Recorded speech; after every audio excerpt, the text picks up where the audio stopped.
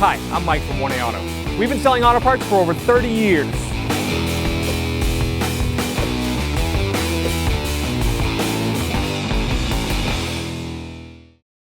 What's up guys, I'm Andy from 1A Auto. Today I'm going to give you some diagnostic tips for if your heat doesn't work.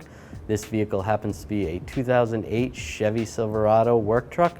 If you need parts for your vehicle, click the link in the description and head over to 1aauto.com.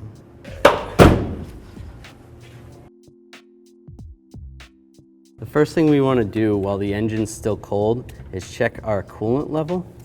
We can pop open the cap on this reservoir here. We can see the coolant level. You can shake it a little bit and see. One of the first things that if your coolant is low, you're going to lose heat because your heater core is above the engine.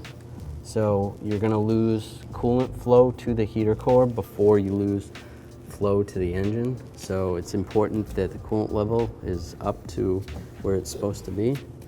This coolant's a little bit low, not too low. So we would want to top it off at this time.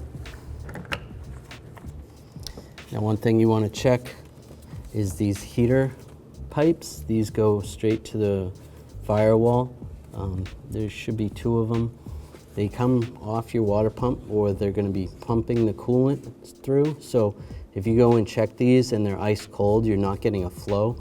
You could have either a plugged heater core or your water pump's not pumping. One thing, if your water pump wasn't pumping, you'd probably have an overheating issue and the temperature would be in the red when you're driving the vehicle. The next thing we want to do is we want to check the coolant temperature. We can turn the key on and make sure that the temp gauge is down to nothing. It's at 160 right now, that's the default. You're going to want to start the engine and run it for a while. After about 10 or 15 minutes, your temperature gauge should go up to about 210 degrees. If it doesn't hit up to 210 degrees or even close, then there could be another problem. You could have a thermostat that's stuck open or a coolant fan that's sticking on.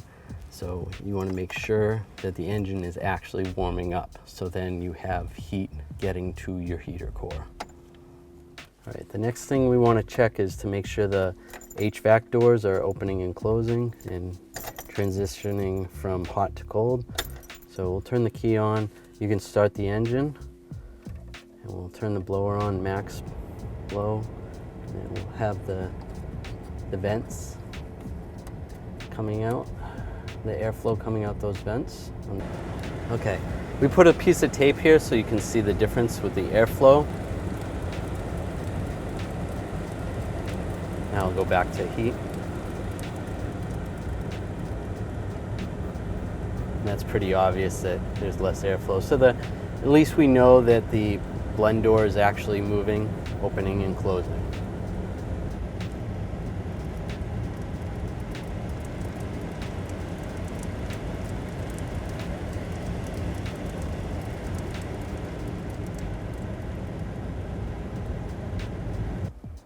So there's a couple tips on how to check your heat if you're having a problem. I hope they helped you out. Thanks for watching.